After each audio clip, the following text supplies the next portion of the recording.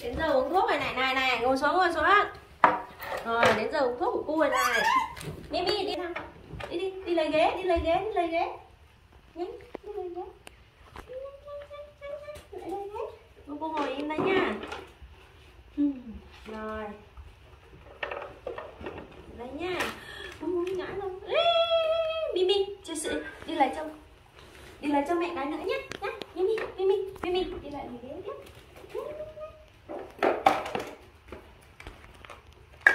Đây. Từ từ. Pha thuốc cho cô này.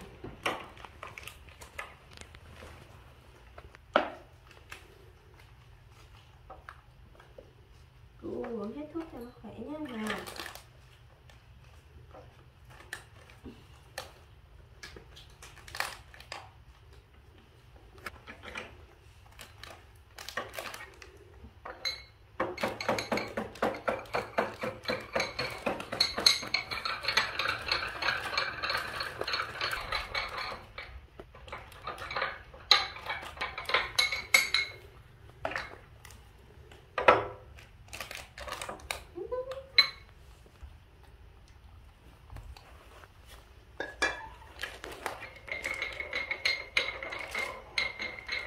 Cô ngồi im cô.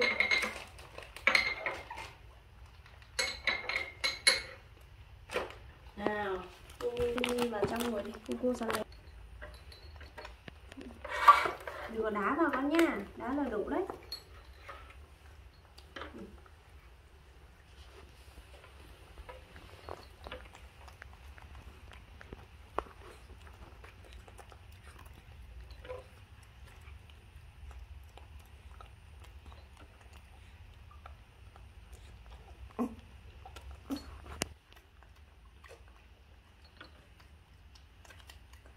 Cô không ho mấy nữa này.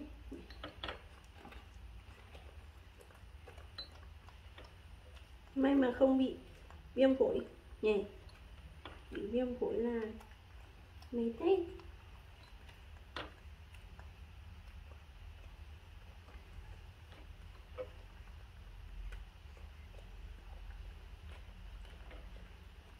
Thương mi đấy. Giấy. Thương mi.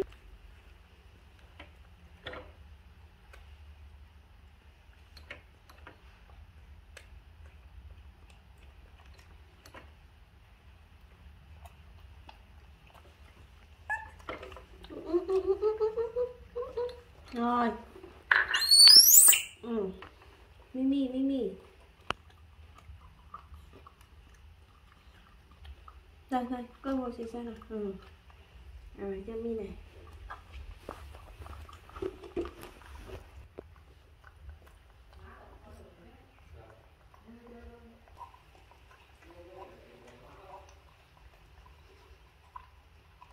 Rồi. Này, bánh này, ăn bánh này. Rồi, ghế này. Đây này. Này. Không nhờ, chưa nhờ.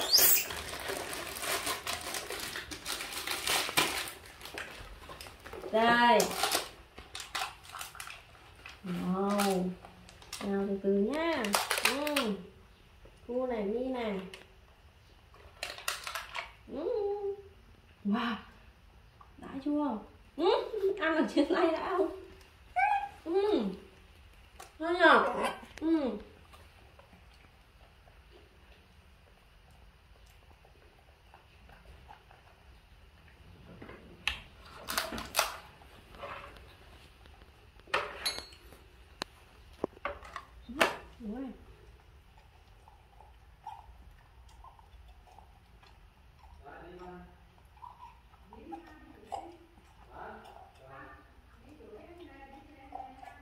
Rồi. Ngồi im Mimi.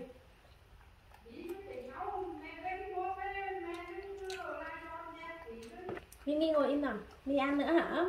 Mi ăn hả? Cho Mi nào. Cô ngồi đây. Ăn hết không? Miệng này đã.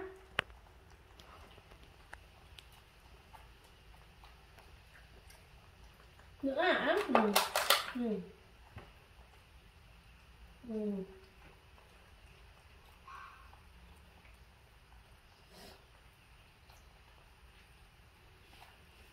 Giấu này. Giấu này.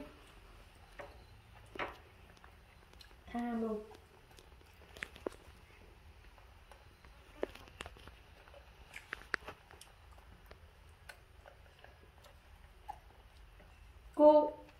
Cô nhà lên cô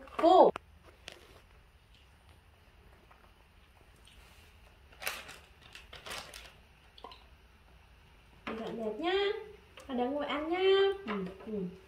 Ngu này, nhanh nhanh có biết không?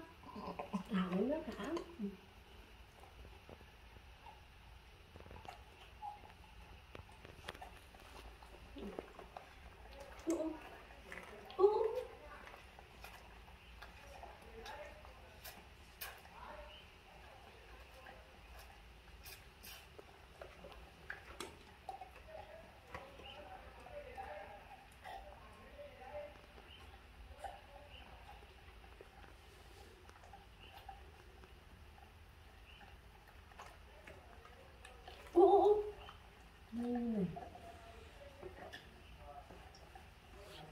Cô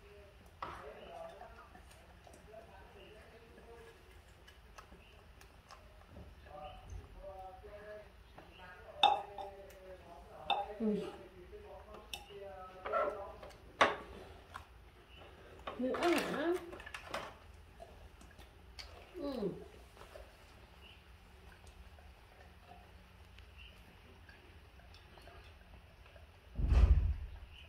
Rồi, hết rồi. Phải dọn dẹp nha.